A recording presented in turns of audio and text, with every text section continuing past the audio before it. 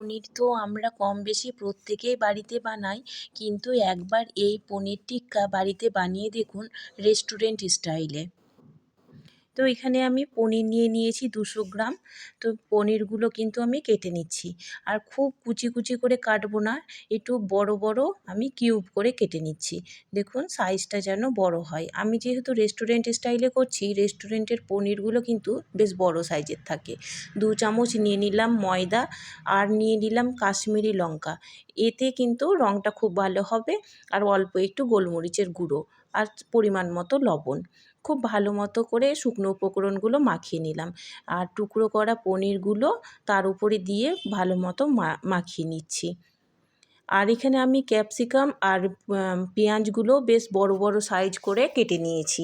দেখুন আমি এখানে ক্যাপসিকামটাও কিন্তু সেই পাউডারের মধ্যে আমি দিয়ে দিলাম। পেঁয়াজগুলোও আমি একই মতো করে নিলাম। খুব ভালো মতো করে শুকনো উপকরণ দিয়ে পেঁয়াজ, ক্যাপসিকাম আর পনিরটা পুরো পুট করে নিতে হবে। কড়াইতেও সামান্য পরিমাণ তেল দিতে হবে, কিন্তু আমি আগে বলছি এখানে বেশি তেল দিয়ে ভাজার দরকার নেই। যেহেতু পনিরটা আমি কিন্তু একটু পোড়া পোড়া মতো করে ভাজবো, যেন পনিরটা মনে হয় যেন মানে কি বলবো, রোস্ট হয়ে গিয়েছে।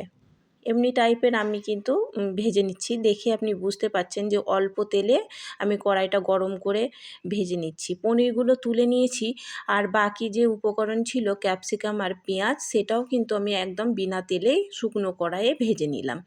আবার একটুখানি তেল নিয়েছি কড়াইতে, তারপরে এমনি একটা পেঁয়াজ হাফ মতো হবে, কটা রসুনের কুচি, আদা কুচি, আর একটা দারচিনি, এলাচ, এইগুলোকে আমি কিন্তু মানে রাফলি চপ করে ভালো মতো ভেজে নিচ্ছি।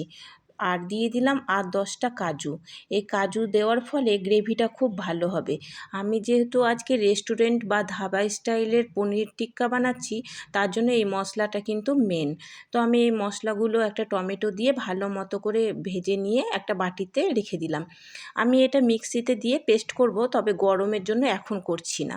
একটু ঠান্ডার যতক্ষণ হচ্ছে আমি আবার চলে এসেছি গ্যাসের কাছে।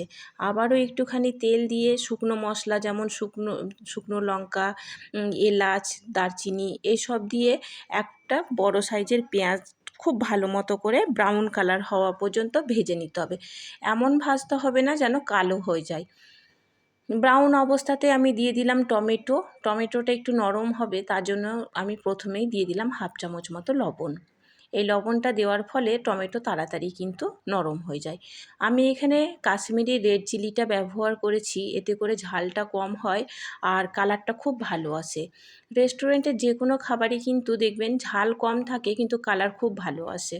তো আমি উপর থেকে একটু জিরে গুঁড়ো দিয়েছি। আর এই যে মশলাটা আমি আগে করেছিলাম, ঠান্ডা হতে দিয়েছিলাম, সেটা কিন্তু আমি পেস্ট করে নিয়েছি। এই এই পেস্টের জন্যই কিন্তু আপনার পনিরটা একদম হবে অসাধারণ খেতে। তো একবার আপনারা অবশ্যই বানিয়ে দেখবেন। কিন্তু আমরা তো পনির সবসময় আলু দিয়ে, আলু মটর দিয়ে, এমনি ফুলকপি দিয়ে খেয়েই থাকি, কিন্তু শুধু পনিরের এই মশলা দিয়ে একবার করে দেখবেন, স্বাদ কিন্তু দুর্দান্ত হয়। আমার যখন মশলাগুলো কষানো হয়ে গেছে, আমি তখন ক্যাপসিকাম আর পেঁয়াজটা দিয়ে দিলাম, আর বাটি ধুয়ে অল্প পরিমাণ জল দিয়ে দিয়েছি। তো আমি এটা এখন কষাতে থাকবো, খুব একটা এখন জল দেব না। কষানো হয়ে গিয়েছে, তারপরে আমার ভেজে রাখা পনিরগুলো দিয়ে দিলাম। পনিরগুলোও কিন্তু এপিঠ ওপিঠ করে ভালো মতো কষিয়ে নিলাম। আপনার ওপরেই কিন্তু আমি কাসুরি মেথির পাতাগুলো দিয়ে দিয়েছি। পাতাগুলো তো মানে নরম হয়ে যায়, তো সেটা ভালো মতো পাউডার হয় না। তো যখনই ব্যবহার করা যাক, ওই একটু যদি গরম করে নিয়ে ব্যবহার করা যায়, তো পাউডারটা খুব ভালো হয়। তো যখনই ব্যবহার করবেন একটু তাপ দিয়ে ব্যবহার করবেন। রেডি হয়ে গেল আমাদের পনির টিক্কা রেস্টুরেন্ট স্টাইলের। দেখুন কতটা লোভনীয় হয়েছে। ধোঁয়া ওঠা গরম ভাত হোক বা লুচি, পরোটা, রুটি, যা কিছুর সঙ্গেই কিন্তু মানুষজন চেটেপুটে খাবে। তো আমার এই রেসিপিটি আপনাদের ভালো লাগলে একটা লাইক করতে ভুলবেন না।